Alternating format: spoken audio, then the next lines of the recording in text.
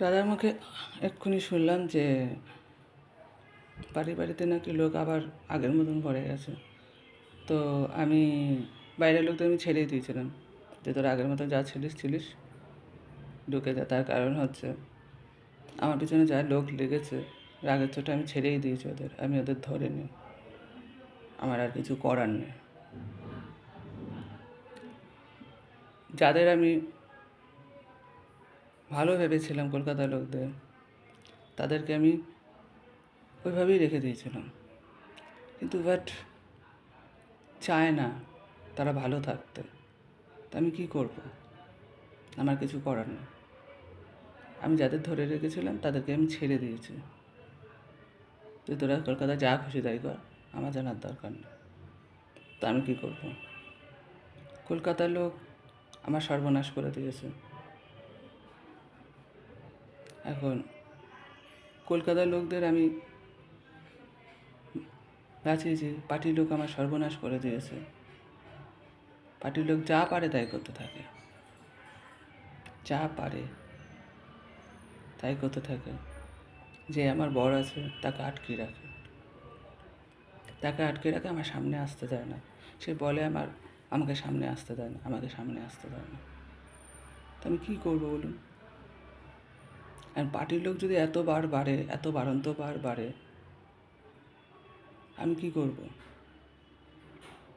আমাকে কেউ বাঁচতেই দিচ্ছে না, বাঁচতে দেবে না, ঠিক করে রেখে দিচ্ছে।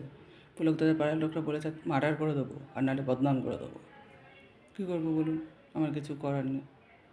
চারটানে আমার বর আসে, এসে রেপ করে দিয়ে চলে যায়, যেটা আমি পছন্দ করি না, সেটাই হয়েছে। এবার এরা চারটানে যায়, ঘরে ঘরের লোক বারবার বারণ করছে, শুনছে না। চারটানে পূর্তি হয়ে গেছে, তাতেও শুনছে না।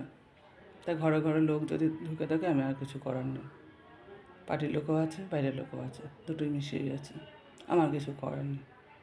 তার কারণ হচ্ছে আমি কী করবো বলুন? এত আমার পিছনে লোক লাগলে আমি বা যাই কোথায়?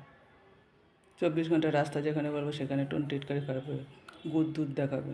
এত যদি গুদ দুধ দেখা করে, আমি কতজনকে বলবো আর করবো? ভালো লাগছে না। পাছা ধোয়াচ্ছে, করছে, বলে দেখি, বলেই করি। মানে চলো আমি আছি, আর কেউ নেই না। রাজধানীদের পাছা ধোয়ানো ছিলাম না, এই কারণে। তার কারণ হচ্ছে আমার বংশ তো বড় লোক না, সেই কারণে। আমরা গরিব ছিলাম, আমরা বড় লোক কী করে হলাম? আমি রাজরানী কী করে হলাম?